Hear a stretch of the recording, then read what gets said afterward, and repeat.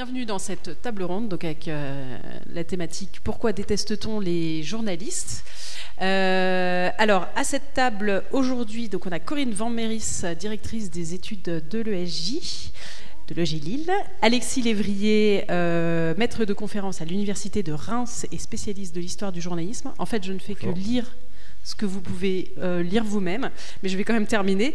Et Anne-Sophie Novelle, journaliste, auteure et réalisatrice du documentaire Le Monde, les médias et moi, et donc auteure du livre Les médias, le monde et nous.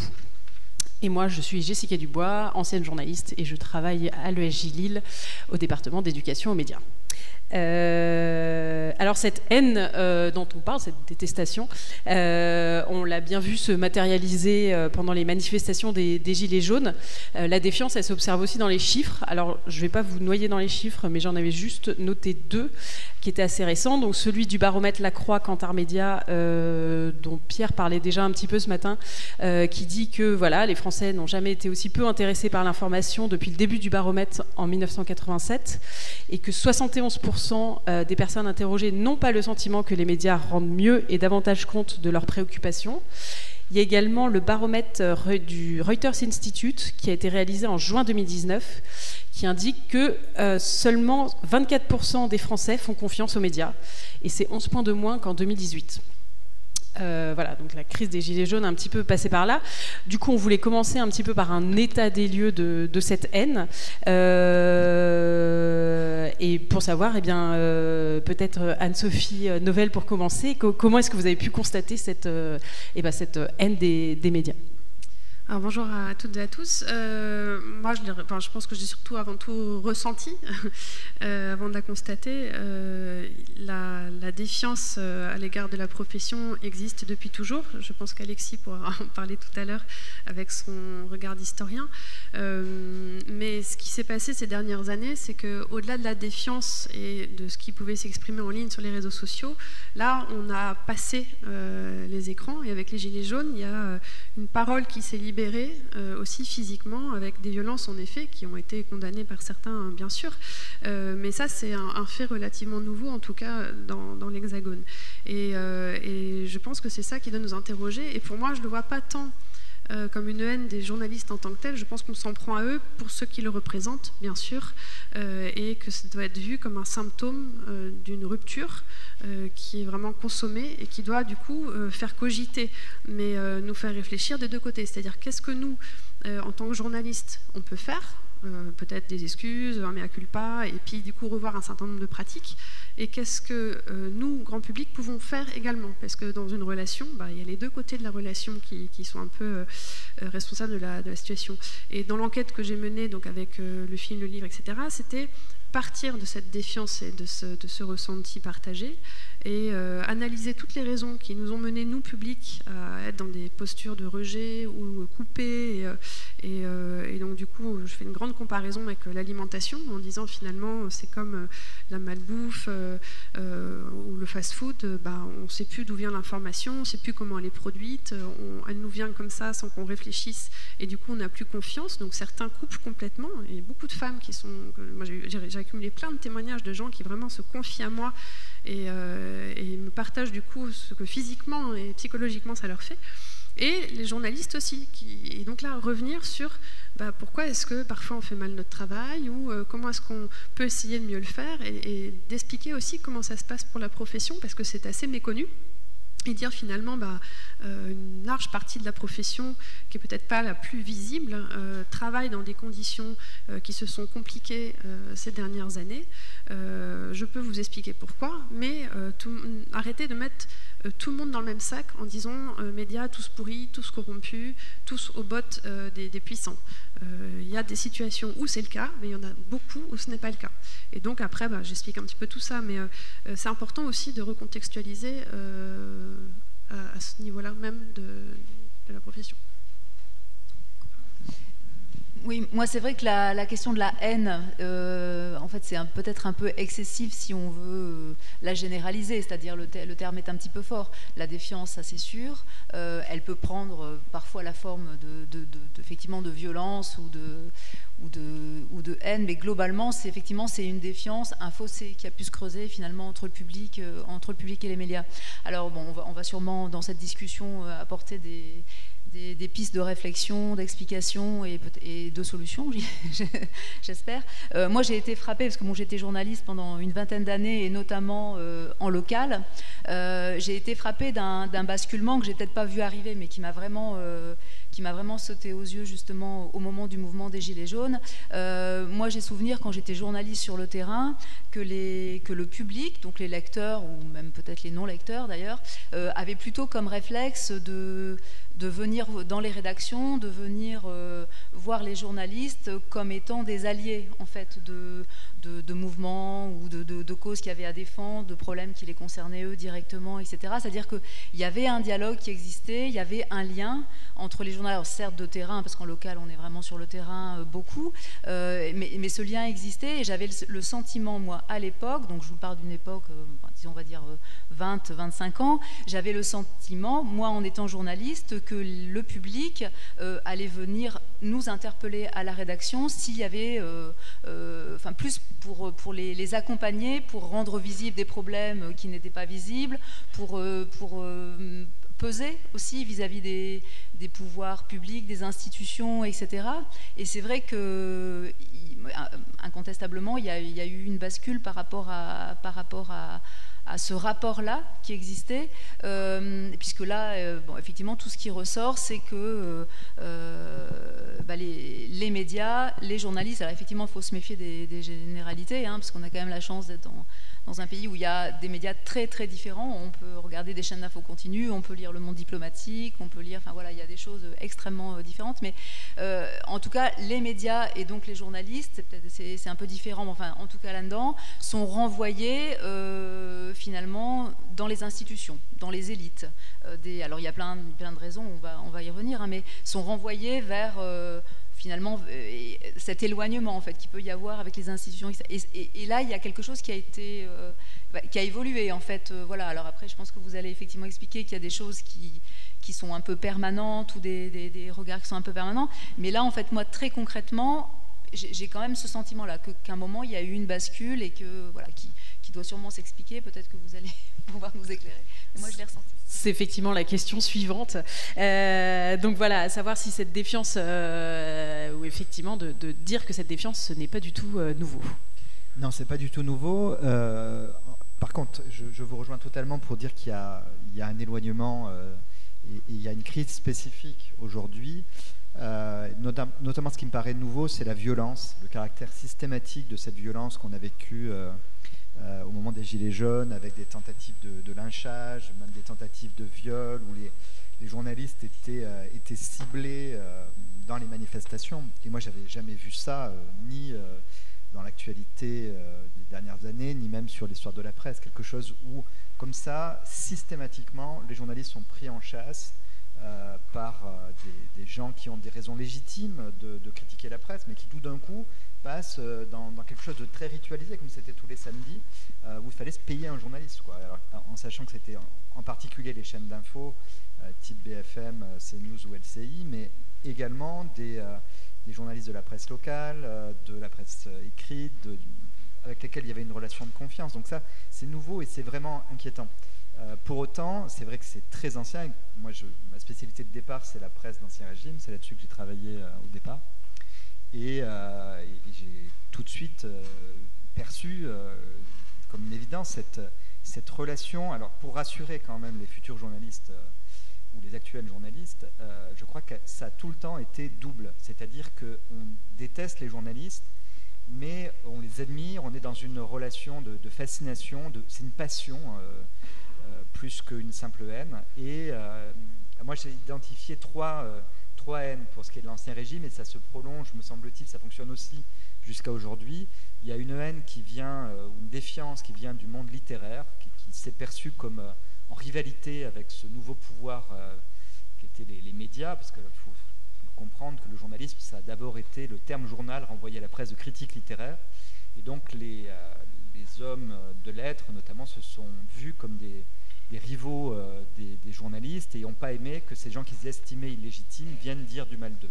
D'où le fait que tous les articles de l'encyclopédie soient à charge quasiment contre les journalistes, qu'il y ait chez Voltaire, par exemple, une véritable obsession du journalisme.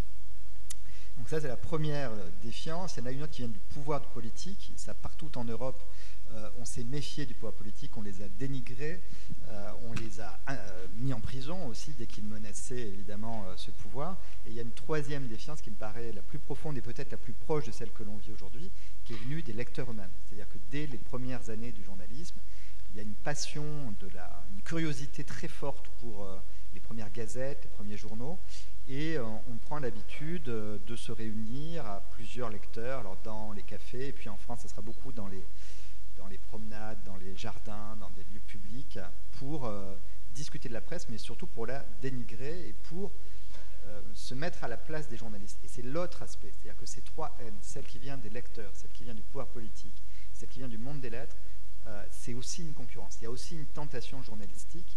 Et d'emblée, ces pouvoirs, ou ces lecteurs qui se sont vus comme des rivaux des journalistes, ils ont essayé de contester certes la presse, mais de faire le même travail qu'elle. Et chez les lecteurs de l'Ancien Régime, ce qu'on a appelé les nouvellistes de Bush, le terme même est révélateur, parce que les nouvellistes, ça pouvait être des journalistes, c'était surtout des nouvellistes à la main qui écrivaient des périodiques manuscrits, et on a donc utilisé le même terme pour désigner ces lecteurs, ces nouvellistes de Bush, qui se réunissaient dans des lieux publics pour contester le contenu des journaux, mais aussi pour rivaliser. Alors ils faisaient des bureaux, chaque nouvelliste avait sa spécialité, il y avait un secrétaire, enfin ils avaient un fonctionnement comme une rédaction. Donc c'était la volonté de constituer des médias alternatifs. Et je crois que ce qui traverse toute l'histoire de la presse, c'est ça, à la fois une défiance vis-à-vis du monde journalistique et une volonté de le concurrencer sur son propre terrain.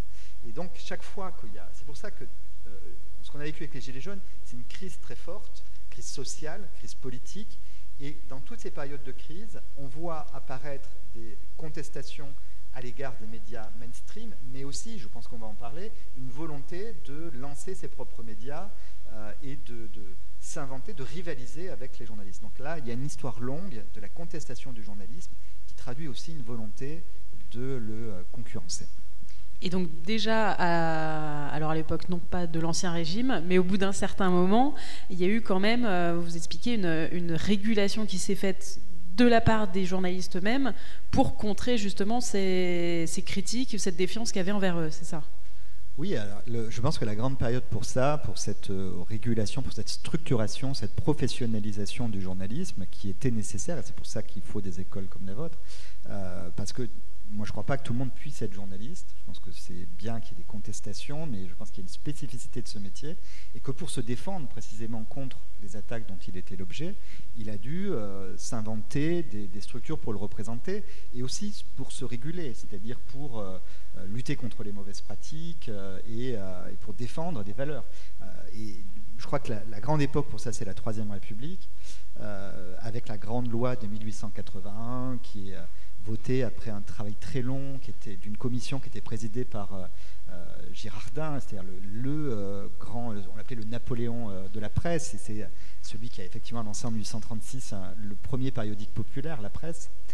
Et Girardin va présider les travaux de cette commission. Il ne verra pas l'arrivée de la loi puisqu'il meurt juste avant, mais quand la loi est votée, on fonctionne encore sur le régime, sur le cadre qu'a fixé cette loi, et elle a fixé une lutte contre les mauvaises pratiques, déjà les fausses nouvelles, mais aussi une défense de la liberté d'expression, une régulation. On en parle beaucoup en ce moment pour le blasphème. Il n'y a plus de délit de blasphème depuis 1881. C'est pour ça qu'on peut avoir des journaux comme Charlie Hebdo.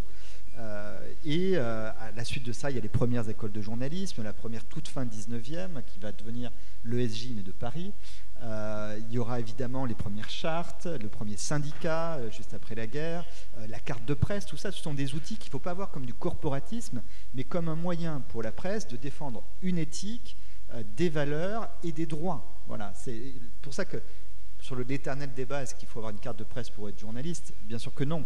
Mais par contre, avoir une carte de presse, ça donne des protections spécifiques qui permettent de faire ce travail dans de bonnes conditions.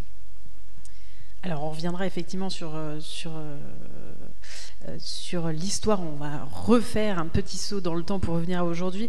Justement avec Internet, il y a tout ce dont on parle des citoyens qui aujourd'hui se disent je vais créer mon média alternatif pour contrer ce que je ne vois pas assez ou j'estime ne pas en voir ou lire ou entendre assez dans les médias dits mainstream.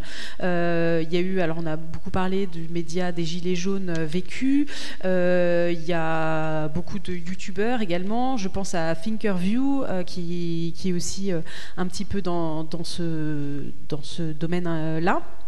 Ce sont des médias qui du coup sont assez critiques envers les médias donc mainstream.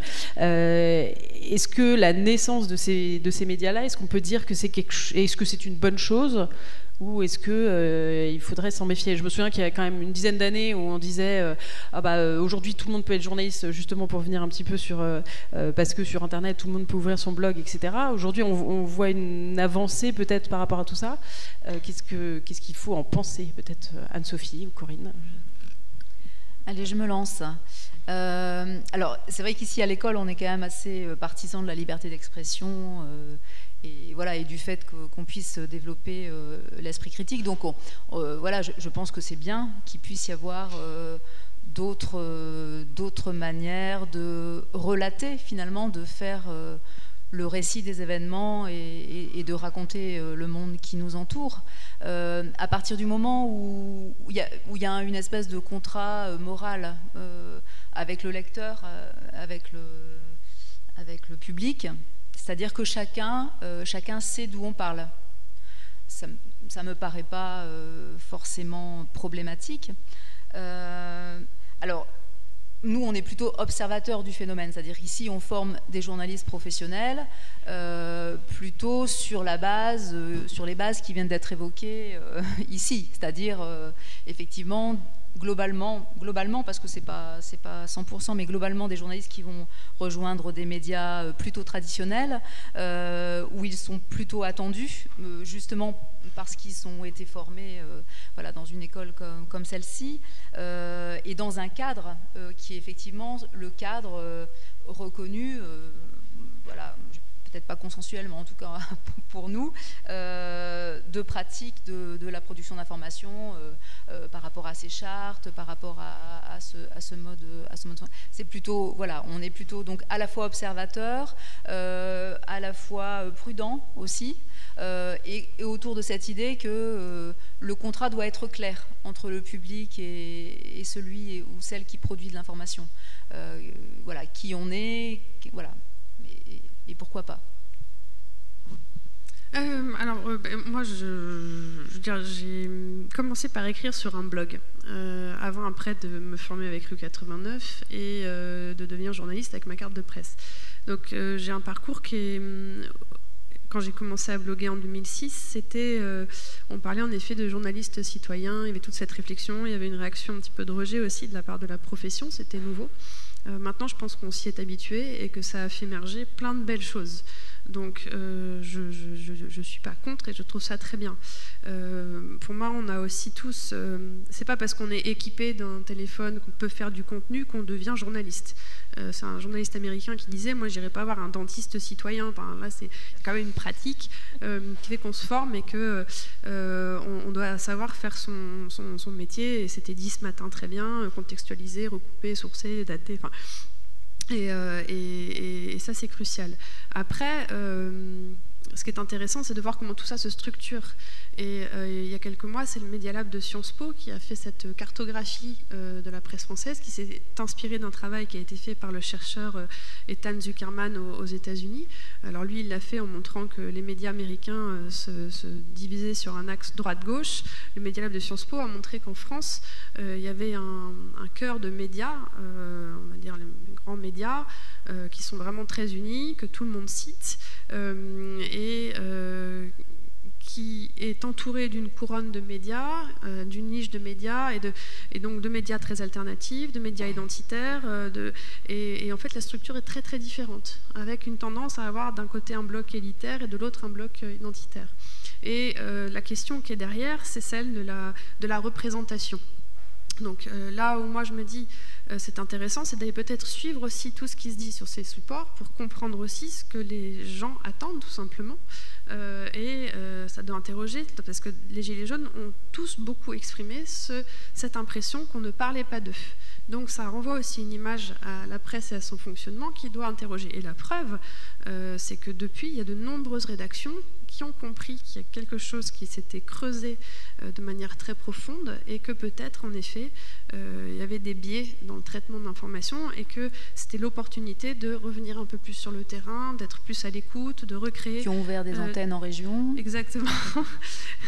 Et je crois que La Voix du Nord a fait ce travail, ils l'ont lancé en septembre avec plusieurs dizaines de rencontres, mais ça a été fait par le journal La Croix l'a fait, Radio France l'a fait, il y a des consultations citoyennes qui ont été menées. Enfin, maintenant, je veux dire, 2019, c'était le moment où voilà, il y a quelque chose qui est ressorti, il y a une écoute, je l'espère, qui a été faite. Maintenant, je crois qu'il est temps d'agir et de passer à un nouveau niveau. Et donc, moi, je regarde ça avec plutôt, je dirais pas de l'optimisme, mais en me disant c'est intéressant parce qu'il y a plein de choses à faire. Et au XXIe siècle, la posture doit changer, notre façon d'informer a changé, le contexte va continuer comme ça à s'enrichir de plein de choses, donc il faut qu'on apprenne maintenant et qu'on rentre dans une forme de nouvel âge en fait de ce traitement journalistique. Et du coup, au niveau historique, effectivement, vous en avez déjà un petit peu parlé, Alexis Lévrier, donc il y a déjà eu des naissances de médias alternatifs en France. Bien sûr, de toute façon, il y a toujours ce jeu entre médias mainstream et médias alternatifs, mais c'est particulièrement vrai lors de périodes de crise, d'insurrection.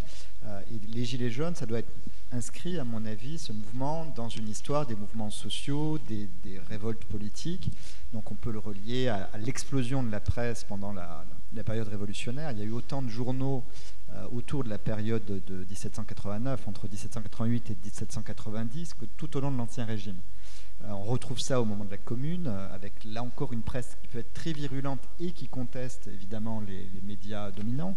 On retrouve ça dans un autre contexte avec la presse des tranchées, dont l'unique survivant est le canard enchaîné, mais il y a énormément de canards des tranchées qui ont paru justement parce que la presse était contrôlée vraiment par le pouvoir et était devenue un instrument de propagande. Il y a Mai 68 qui donne ça à la fois par des médias écrits mais aussi par des affiches. Donc on trouve toutes sortes de moyens de contester le pouvoir et c'est très sain, me semble-t-il. Et c'est pour ça que vous évoquiez Vécu, Gabin Formon, qui est un personnage un peu complexe, qui a aussi diffusé des rumeurs, des choses qui n'étaient pas réelles, mais qui a fait un vrai travail. Par exemple, lorsqu'il y a eu une rumeur d'une femme belge retraitée qui serait morte comme ça dans une manifestation, c'est lui qui, avant les journalistes, a retracé, il a fait un travail typiquement journalistique, c'est-à-dire qu'il a retracé l'information et il a réussi à prouver en quelques heures, sous les yeux, puisque c'était filmé sous les yeux de son public, que cette information était fausse. Et donc il a empêché sa propagation. Donc ça, c'est un travail extrêmement sain et je crois que maintenant qu'on a un peu de recul, on peut rendre grâce et remercier les journalistes militants, souvent sans carte de presse, souvent très contestataires. Je pense à Gaspard Glantz, à Alexis Kraland, à Brice Ivanovic et même à Taha Bouafs, qui est un peu encore plus sur une ligne de crête que les autres, mais ils ont peut-être que leur démarche est parfois contestable, mais n'empêche qu'ils ont fait un vrai travail au service de la vérité, à un moment où les médias mainstream, en novembre-décembre 2018, n'évoquaient pas la question des violences policières. Eux, ils ont filmé de manière très précise ce qui se passait dans les manifestations et que, dans un premier temps, les médias mainstream ne voulaient pas voir. Pour raconter une anecdote un peu personnelle, moi, c'est une période où j'étais souvent invité tous les samedis, en fait, parce qu'ils cherchaient des intervenants c'était CNews. C'était encore une chaîne fréquentable avant Zemmour, etc. Et j'ai vu d'ailleurs à quel point la presse mainstream était démunie, essayait de faire son travail. Je trouve que dans l'ensemble, et ils voyaient leurs confrères sur le terrain prendre des coups et c'était très très dur pour eux. Donc j'avais moi de l'empathie pour eux, mais ils ont raté, et moi aussi d'ailleurs, les violences policières. Dans un premier temps, ils n'ont pas vu ce qui se passait, alors même que des journalistes déjà étaient eux-mêmes victimes de violences policières. Et je me souviens que j'en ai parlé moi, pour la première fois sur cette chaîne en janvier, parce qu'on commençait à avoir vraiment des informations. David Dufresne faisait aussi tout son travail d'inventaire. Et j'en ai parlé sur CNews un jour, début janvier 2019. Et à côté de moi, j'avais un général en retraite, qu'on voyait beaucoup, je ne dirais pas son nom parce que c'est filmé, mais, et qui racontait toujours que la police et la gendarmerie faisaient très bien son travail. Bon. Et là, il était à côté de moi, et au moment où j'ai dit, voilà, on en est à tant de violences, tant de d'yeux crevés, de membres arrachés, etc. Et ça avait fait sur le plateau, l'ambiance était singulièrement refroidie, et on est parti après sur le terrain, et le général à côté là, me dit, vous avez tout à fait raison, mais moi je ne pourrai jamais le dire, parce que sinon je perds mes sources, je perds la possibilité d'avoir accès à des informations. Donc j'ai compris qu'effectivement il y avait une forme de mensonge auquel j'avais participé indirectement, et les seuls à avoir retracé ça de manière précise, c'était ces journalistes de terrain qui étaient par ailleurs très contestés, mais qui ont fait un travail très utile au service de la vérité. Et je crois que maintenant qu'on a du recul, il faut se dire que heureusement qu'ils étaient là. Est-ce que par rapport à ces médias alternatifs, est-ce que du coup il faut qu'on garde un œil un peu critique parce que voilà, des fois ça véhicule aussi des rumeurs ou des fausses informations, ou est-ce qu'au contraire il faudrait que les médias traditionnels se mettent à travailler plus avec eux pour justement renouer le contact avec les citoyens? Est-ce que ça peut être une des solutions ou pas du tout? Peut-être ça dépend aussi de quoi on parle. Peut-être qu'on peut pas comment dire, associer tout. On pense peut-être pas tous à la même chose en fait. Voilà, donc je crois qu'il y a peut-être à distinguer certains médias. C'est vrai que vous parliez de votre blog au départ. Voilà, il y a aussi des médias. Dans ces médias alternatifs, il y a aussi des postures qui sont des postures militantes, assumées. Et parfois très critiques envers les médias. Et encore une fois, pourquoi pas, hein, je disais tout à l'heure, chacun sait qui parle, pourquoi pas. Mais voilà. Après, est-ce que les médias... tu parlais d'associations. Moi, je pense plus d'inspiration, c'est-à-dire que c'est vrai que dans ces formats-là, il y a parfois de la créativité, il y a une autre manière d'aborder les choses, et c'est vrai qu'il y a des médias plus classiques qui se sont inspirés d'autres formes journalistiques, en fait, en prenant d'autres postures, d'autres points de vue, etc. Je vois plus ça comme ça que d'association, enfin, en tout cas. Ça a toujours évolué comme ça, en fait. Ce qui se passe à la marge permet au cœur de se modifier, de s'inspirer. C'est un système de va-et-vient. Sur les blogs, il y a des journalistes qui se sont mis à bloguer également. Moi, mon blog était sur le site du Monde et très lié, voilà. Puis j'écris pour eux aussi dans le papier ou autre. La télé s'inspire beaucoup de ce qui se passe sur YouTube. Une émission comme Cache Investigation, Luc Herman, voilà, dans une des interviews qu'on a fait de lui, disait en fait, c'est quand on a vu sur YouTube des gens parodier notre technique d'investigation qu'on s'est dit qu'on devait nous copier un peu leur format de youtubeurs pour faire notre émission. Et maintenant, il y a des collaborations, notamment sur l'éducation aux médias. France TV a fait appel à des vidéastes youtubeurs très connus et très suivis pour faire de la sensibilisation. En fait, je pense que quand on regarde les chiffres du baromètre de la Croix, la défiance a toujours été là, elle fluctue, mais elle est à l'image de la défiance qu'on a à l'égard de toutes les institutions.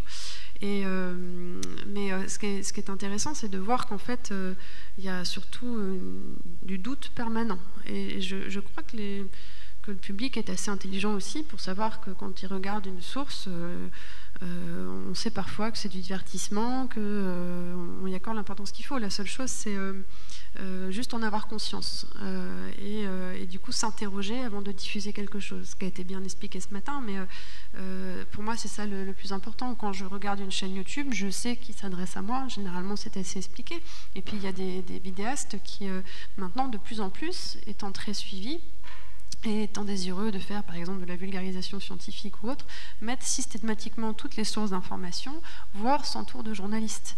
Vous avez ici à Lille, par exemple, Axel Latuada, je crois qu'il se produit ce soir. Donc c'est celui qui a créé la chaîne Et tout le monde s'en fout. Il s'est entouré d'un producteur, et le frère du producteur, Marc de Bonny, est un journaliste. Et c'est ensemble que voilà. Donc je ne dirais pas qu'il fait du journalisme, mais en tout cas il a proposé un format qui cartonne parce que il fait de l'information un peu divertissement, mais il fait passer des messages, des interrogations. Et ça correspond à un mode de consommation aujourd'hui de médias. Voilà, c'est-à-dire qu'on a différents types aussi de nuances et d'informations qui sont produites. Et quand un bon journaliste fait du bon travail, je pense que les gens savent le reconnaître aussi. Et heureusement qu'on en a qui font des investigations. Moi, je peux parler de ce qu'on fait avec Disclose. Donc, ce collectif qui a été créé il y a 1 an et demi, de journalistes d'investigation. À chaque enquête, on associe des médias partenaires. On a pu faire ce travail parce que justement, on est payé pour faire de l'investigation et aller montrer que la France vend des armes à l'Arabie Saoudite qui sont utilisées et qui entretiennent la famine au Yémen, ou ce qui se passe avec les violences sexuelles dans le milieu du sport, qui fait la une de La Voix du Nord aujourd'hui et qui a fait la une de plein de médias ces temps-ci. Et ça, je veux dire, on sait aussi qu'on a besoin de ça. Je pense que et donc il y a une exigence qui va apparaître de la multiplication de ces supports, et ça va pousser la profession à être meilleure, à mon sens. Mais du coup, ça va pas être tout de suite. À mon avis, on a un long chemin devant nous. Et en termes d'éducation aux médias et à l'information, il faut former les plus jeunes, bien sûr, mais je pense qu'ils ont aussi des bons réflexes et que si on les prend très tôt, c'est bien. Mais je pense qu'il y a aussi toute la population en général qui souvent se retrouve soumise à des alertes, des notifications, à une attention qui se réduit comme peau de chagrin parce qu'elle est sursollicitée, et on n'est pas fait pour. Donc ça a été exprimé ce matin, c'est-à-dire que physiquement, biologiquement, on ne peut pas intégrer tout ce flux d'informations, mais c'est aussi qu'on n'a pas la littératie, c'est-à-dire l'aptitude nous est pas transmise au départ. Et donc c'est bien qu'on commence aujourd'hui à s'interroger sur notre façon de consommer tous ces flux d'informations. Et je crois que là, il y a aussi plein de choses à faire de manière très, très, très large. Et je rencontre beaucoup d'acteurs aujourd'hui qui sont désireux d'aller dans cette direction. Corinne, peut-être aujourd'hui, face à donc effectivement cette défiance, comment est-ce qu'on forme les journalistes ou comment est-ce qu'on prépare les futurs journalistes ? Alors, c'est vrai que les jeunes qui arrivent ici à l'école sont très très motivés, ont très très envie de faire ce métier, parce que paradoxalement à cette défiance, ça reste une profession qui est assez convoitée par les jeunes. On a beaucoup de candidats pour un concours qui est assez sélectif. Donc là, il y a quand même un petit paradoxe. Alors encore une fois, qui peut s'expliquer, mais il y a quand même un petit paradoxe. Donc ça, c'est une première chose qui nous interroge un peu. Alors, on a décidé il y a 3 ou 4 ans maintenant, de proposer à tous les étudiants donc des formations professionnelles et notamment du master reconnu, de suivre un séminaire d'éducation aux médias. C'est-à-dire qu'on pense très fort que les journalistes, effectivement, doivent renouer et alimenter et maintenir un dialogue avec le public, que ça fait partie du métier. Je ne suis pas sûre que c'est tout le temps été pensé comme ça. Je pense qu'il y a eu longtemps une posture qui était une posture un peu de hauteur par rapport au public. Donc là, nous, on est très convaincus de ça, mais pour un jeune journaliste, on pense qu'il faut quand même quelques outils, c'est-à-dire que ça s'apprend, en fait, comme plein d'autres choses s'apprennent ici à l'école, notamment comment on fait de la pédagogie, comment on explique. À un moment, vous l'avez souligné, c'est-à-dire qu'il y a une vraie méconnaissance du public des contraintes, de la manière dont on produit de l'information, des contraintes des journalistes. Tout à l'heure, vous parliez des violences dans le sport, les violences sexuelles dans le sport. Je pense au féminicide aussi, par exemple. C'est vrai que dans certaines rédactions et assez récemment, on a constitué des petites équipes pour travailler sur ces questions-là. Mais quand un média décide, fait ce choix-là, il investit, en fait. Il investit dans des journalistes, il investit dans des équipes de reportage, etc.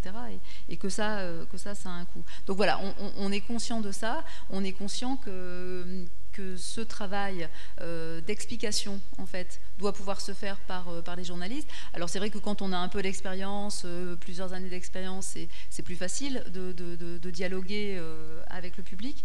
Et quand on est un jeune journaliste, un tout jeune journaliste, c'est un peu plus compliqué. En fait, moi, l'idée m'était venue alors que j'étais à la rédaction de TF1, où on avait une étudiante qui était en apprentissage. Donc c'était pour une remise de prix, et puis on discutait tranquillement. Puis donc c'était à part, hein, c'était pas à la tribune.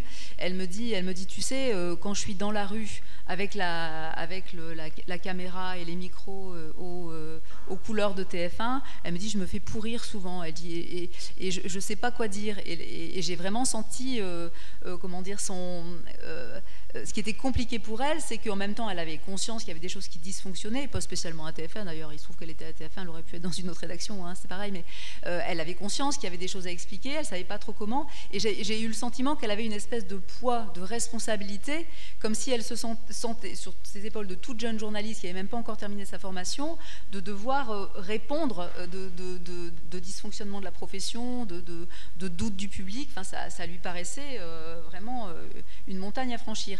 Et là, on s'est dit, si à l'école, en fait, il faut donner des outils. En fait, il faut expliquer, par exemple, ce matin, le travail sur les biais, sur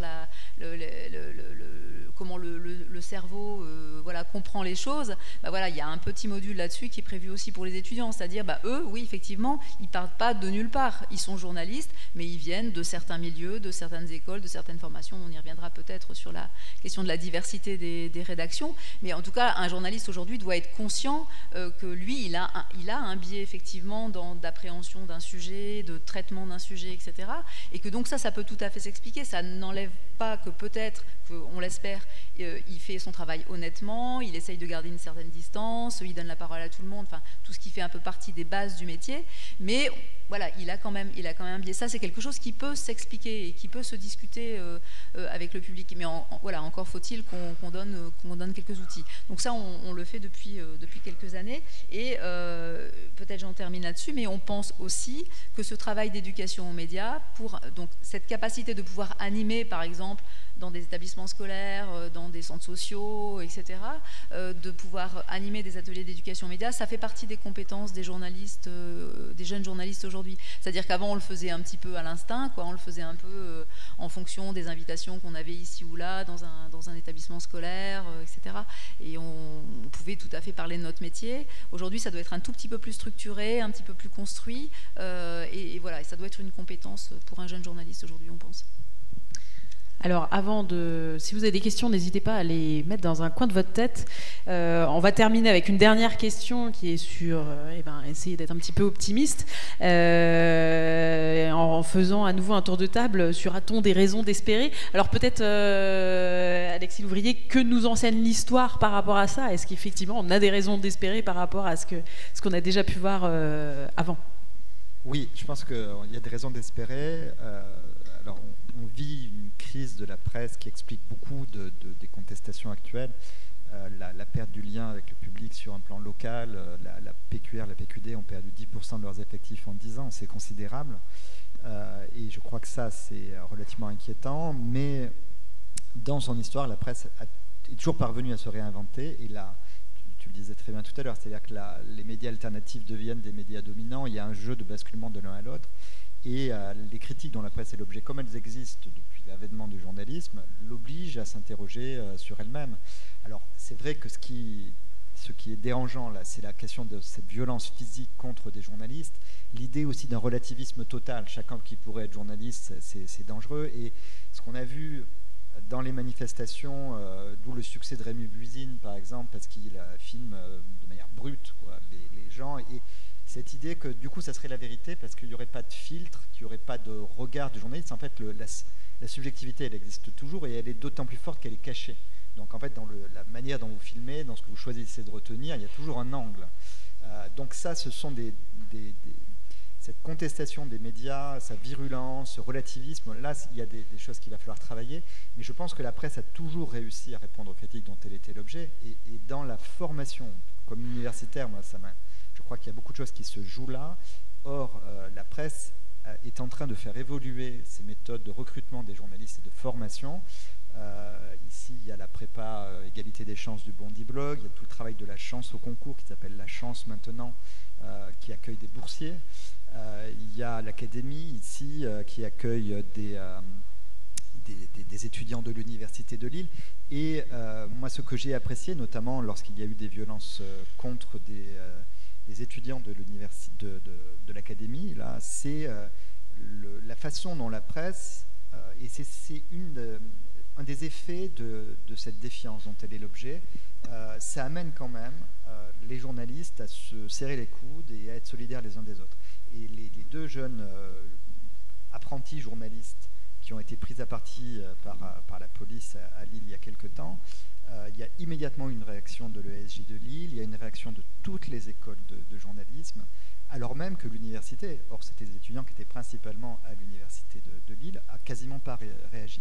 Donc ça prouve que la presse, c'est les effets de cette structuration, de cette professionnalisation dont on parlait, à force d'être attaquée, la presse a aussi appris à se défendre, et même ces jeunes apprentis qui n'étaient pas encore tout à fait journalistes, eh bien, ont fait l'objet d'une solidarité que j'ai trouvée pour ma part très rassurante. Donc oui, il y a des raisons et même les débats comme celui-là. Moi, je ne compte plus le nombre de débats auxquels j'ai participé depuis 2 ans sur voilà, pourquoi est-ce qu'on déteste les journalistes, faut-il brûler les journalistes, quelle est la température de combustion d'un journaliste, est-ce qu'on peut les manger après les avoir fait cuire. Bon, il y a une espèce de propension à l'autocritique des journalistes et même un peu de masochisme dans les formulations qui prouve que vous êtes constamment en train de vous interroger sur la manière de répondre aux critiques dont vous êtes l'objet, et ça me paraît très rassurant.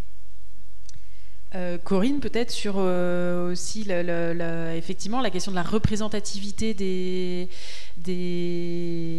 différentes catégories sociales dans les médias. Est-ce qu'il y a des avancées par rapport à ça? On a un petit peu effectivement parlé de la prépa égalité des chances et de la chance tout court par rapport à ça. Oui, donc il y a effectivement des dispositifs qui existent, alors qui font bouger les choses, mais à la marge, quand même, globalement, les rédactions. Alors moi, j'essaye de ne pas dissocier la responsabilité des rédactions elles-mêmes et des écoles de journalisme, parce que bon, c'est vrai qu'on se renvoie parfois un peu la balle. Globalement, c'est une responsabilité collective. Voilà, entre les. Alors la toute petite différence, c'est qu'aujourd'hui les médias recrutent peu, donc ils ont plutôt tendance à recruter des jeunes journalistes sortant des écoles, qui sont formés et pour lesquels l'intégration va être beaucoup plus facile que ce qui pouvait se faire jadis, où il y avait à la fois un recrutement dans les écoles de journalisme et à la fois un recrutement dans d'autres sphères, d'autres formations, et des gens qu'on formait en fait sur le tas. Et c'est vrai que ça donnait un ensemble qui était un tout petit peu plus diversifié, me semble-t-il, à l'époque. C'est vrai qu'aujourd'hui, c'est surtout lié au fait que les médias recrutent peu, donc ils recrutent directement dans les écoles. Donc la question se pose effectivement aussi dans le recrutement des écoles, puisque ça transite par les écoles. Donc effectivement, le dispositif comme la prépa permet d'amener à passer les concours et à les réussir des étudiants boursiers, qui est le principe.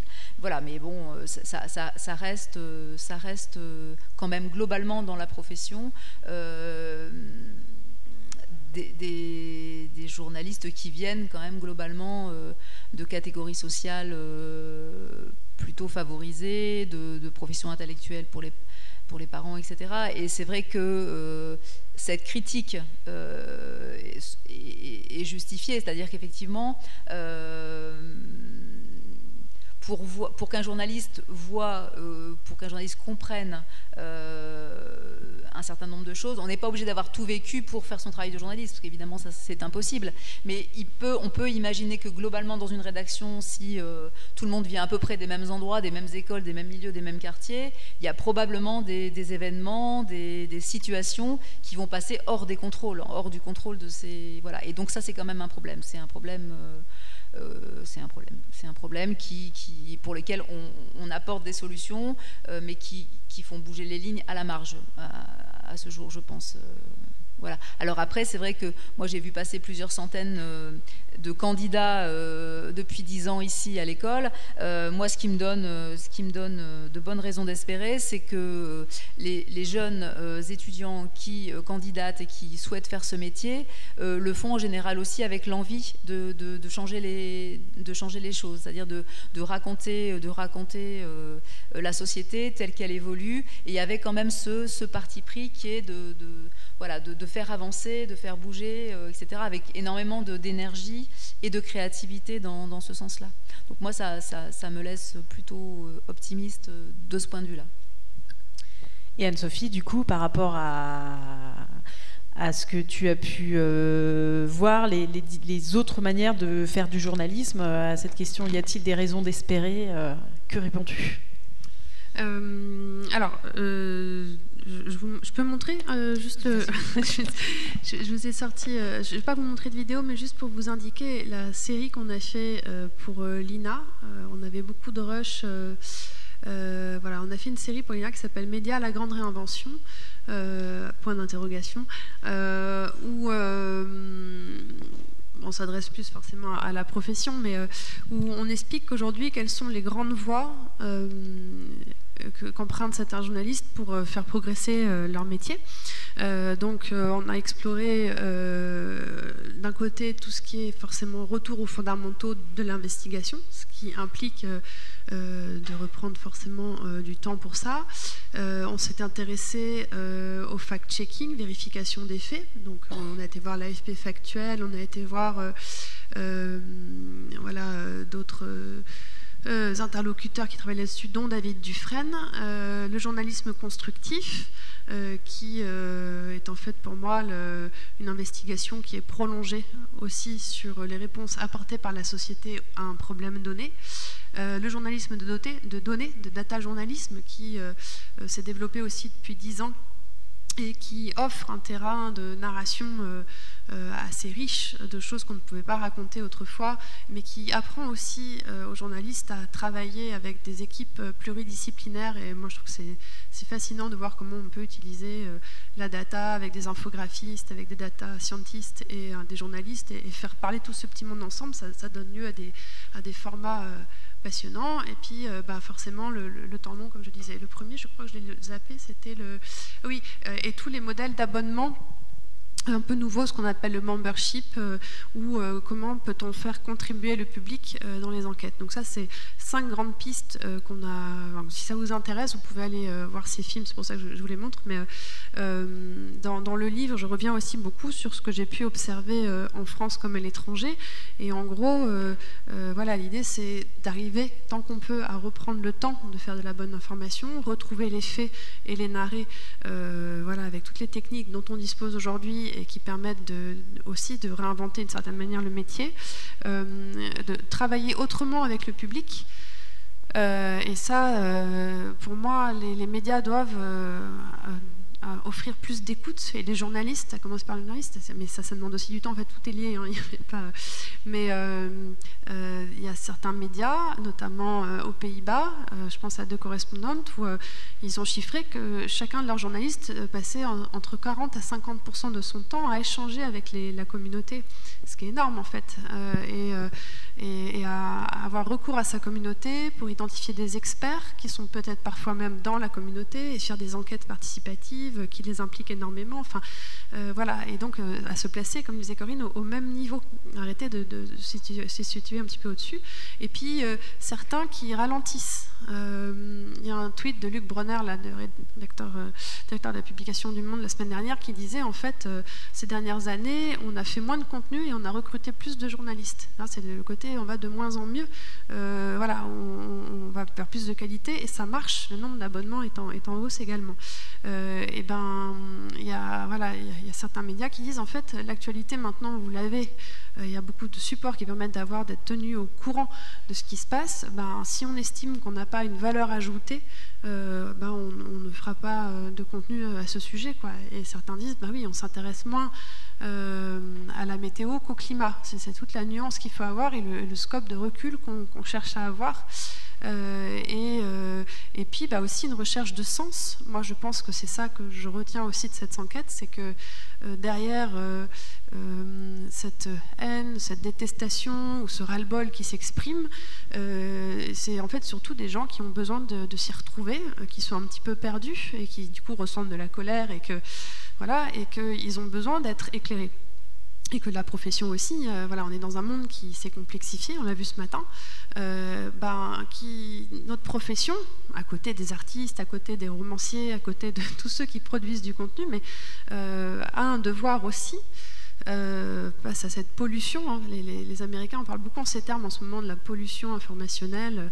On a un rôle de réintroduire quelque chose. Et du coup, changer la posture du journaliste, c'est peut-être dire notre métier doit évoluer, peut-être cessons de clamer l'objectivité en permanence, peut-être qu'on peut juste dire qu'on essaie de faire notre métier du mieux possible, d'aller vers plus de neutralité, expliquer qu'on a aussi une subjectivité, ne pas hésiter à, en effet, ça a été dit encore, de montrer les coulisses de la fabrique de l'information, embarquer les gens aussi dans tout ça, ça leur permet d'avoir un contexte. Ne pas hésiter à vraiment discuter aussi, reconnaître qu'on a pu se tromper, mais aussi expliquer les raisons de certains choix ou autres, et surtout réafficher. Alors ça commence à se faire en France, il y a des rédactions qui l'ont fait, notamment sur les municipales, à mettre des chartes d'engagement, mais l'engagement aussi est quelque chose qui va devenir de plus en plus nécessaire. Alors la presse d'engagement, ça existe depuis toujours, mais la notion d'engagement, comme a pu le faire le Guardian récemment, sous l'impulsion de Katharine Wiener, a changé, avoir une réflexion sur les mots utilisés pour qualifier certaines réalités. Donc là, elle l'a fait par rapport au changement climatique, ils ne disent plus changement, c'est plutôt urgence climatique. L'engagement qu'ils ont pris de dire on n'accepte plus les financements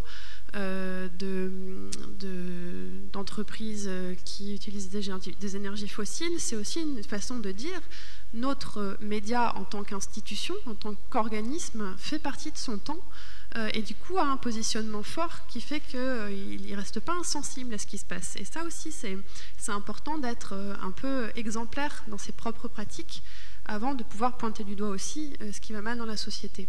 Et ça, je crois que ça doit nous faire cogiter et que ça serait important que ça arrive aussi ici. Donc il y a plein de pistes à explorer, mais je pense qu'il permettrait en effet de réinsuffler, en tout cas, plus de confiance. Comme je dis souvent, on n'y arrivera pas à retrouver un degré de confiance totale, mais en tout cas, je crois en une forme de résilience, une façon de renouer les liens. Voilà, je m'arrêterai là. Merci pour cette phrase de fin. Il nous reste 5 minutes. Si quelqu'un a une question dans la salle. Oui.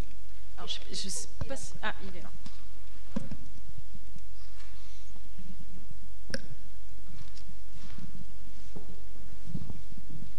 Yannick Serpeau, la région de France. J'ai une remarque. Je dirais que c'est pas pourquoi on déteste les journalistes, c'est pourquoi on déteste des journalistes. Tout à l'heure, on disait qu'il ne faut pas éviter de faire des généralités, donc essayons aussi de le faire, parce que je pense que... Donc voilà. Et la deuxième question, c'est pourquoi les déteste-t-on, ces journalistes, mais pourquoi avoir besoin d'être aimé forcément? Et du coup, à part les questions de la violence, qui sont vraiment un vrai sujet déplorable, mais voilà, est-ce qu'on a besoin d'être aimé pour bien faire son métier, par exemple? C'est une bonne question. L'essentialisation des journalistes, ça a quand même existé très tôt. Hein. C'est-à-dire qu'avant même, on disait, le terme journaliste était utilisé que pour la presse de critique littéraire, comme je le disais tout à l'heure. Mais on parle des auteurs à feuilles, pour ceux qui écrivent sur des feuilles volantes. On les associe à ce format-là, les folliculaires dont parle Voltaire. Donc on les méprise et on les range dans une seule catégorie parce qu'ils utilisent ce format et parce que, par conséquent, ils font un métier... dépréciés et on les a rangés dans une seule et même catégorie. Donc ça existe depuis toujours. Après, je pense que vous avez tout à fait raison de dire que les journalistes n'ont pas besoin d'être aimés. Moi, je pense que leur rôle social, depuis le départ, et leur rôle singulier, c'est de faire émerger la vérité. Ils ont un rôle, un devoir de vérité, et ils ont des méthodes pour ça, ils ont des habitudes, et ils ont une spécificité. C'est pour ça qu'il y a toujours eu à la fois une presse, un journalisme des faits et un journalisme d'opinion. Les deux se recoupent, mais c'est les deux grandes tendances. Et dans le journalisme d'opinion, en fait, ils sont concurrencés par un tas de gens, par n'importe qui. On le voit très bien sur les plateaux télé, on utilise le même terme éditorialiste pour des gens souvent qui ne sont pas du tout journalistes. Donc le terme éditorialiste qui est vraiment lié à l'histoire de la presse et au prestige d'une position, l'éditorial dans la presse du 19e, c'est ce qu'il y a de plus prestigieux. Maintenant, on l'emploie à tort et à travers, ce qui crée de la confusion. Les gens ont l'impression que sur les plateaux télé, ils voient des journalistes, alors qu'il y a souvent un journaliste au milieu de 4 ou 5 personnes qui n'ont rien à faire avec ça. Et dans la haine qu'il y a eu pour les journalistes là, pendant la période des Gilets jaunes, il y a eu une intervention de Luc Ferry qui a été très décriée, et à juste titre, puisqu'en janvier 2019, il avait appelé l'armée à tirer à balles réelles sur les manifestants. Et tout le monde a dit, regardez la presse, etc. C'est pas du tout un journaliste, c'est un philosophe. Enfin, lui, il pense qu'il est philosophe, en tout cas.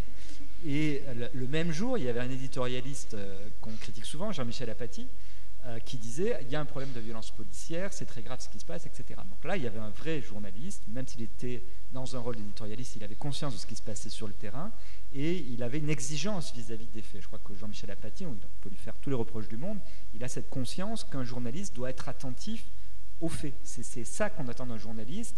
C'est vrai de tous les journalistes et singulièrement de ce qui pour moi est le plus important et le plus valorisé. Ce qu'il faut valoriser, c'est le journalisme d'enquête, de reportage, d'investigation. Anne-Sophie appartient à Disclose. Disclose, des journalistes comme Mathieu Martinière, Daphné Gastaldi font un travail remarquable sur la pédophilie dans l'Église, là sur les scandales sexuels dans le sport, sur Interpol. Enfin, ils ont travaillé vraiment sur un journalisme des faits, un journalisme d'investigation, un journalisme d'enquête. Moi, je pense que c'est ce journalisme-là qu'il faut valoriser parce qu'il n'a pas de concurrent. Dans cette mission-là, les journalistes ne sont concurrencés par personne. Quelqu'un d'autre pour une question? Sinon, est-ce qu'il nous reste 3 minutes? Eh ben, il nous reste 1 minute. Ce qui me permet de conclure pour vous inviter sur cette thématique très précise de la détestation. Le SJ a produit une série de vidéos qui est disponible sur sa chaîne YouTube directement en libre accès, qui est 6 portraits, si je ne me trompe pas, 6 portraits de jeunes journalistes qui ont quasiment tous moins de 30 ans. Il y en a juste une qui est Aude, je ne veux pas dire de bêtises sur son nom de famille, celle qui produit la chaîne YouTube Aude What the Fake. Voilà, c'est des portraits de jeunes journalistes. La série s'appelle Détester, point d'interrogation. Et voilà, c'est des jeunes journalistes qui expliquent aussi leur rapport au public. Le fait que des fois, il y a un journaliste de BFM qui raconte la fois où il s'est fait courser dans les rues de Rouen et qui après va expliquer que il a toujours vu les gilets jaunes comme des gens qui étaient proches comme ses parents, comme des gens qui auraient pu être gilets jaunes. Voilà, donc il y a plusieurs portraits, c'est en libre accès, donc n'hésitez pas à aller y jeter un coup d'œil et plus si affinité. Juste, si ça vous intéresse, à Paris, les 6 et 7 mars, je co-organise avec Grande Contrôle un événement qui s'appelle Bien s'informer, avec un hashtag devant, justement pour essayer de réunir tous les acteurs qui aujourd'hui ont consulté, ont réfléchi, ou font de la recherche, ou sont journalistes, voilà. Et l'idée est d'essayer de voir comment est-ce que tous ensemble, on peut essayer de lancer une dynamique autour de ces questions d'information, mais très, très largement suivie. Et donc il y aura une journée plutôt professionnelle le vendredi après-midi, le 6, et le 7 mars, plusieurs ateliers en fait, pour essayer d'aborder l'information un peu autrement. Voilà, si ça vous intéresse, je mettrai les informations sur le site web.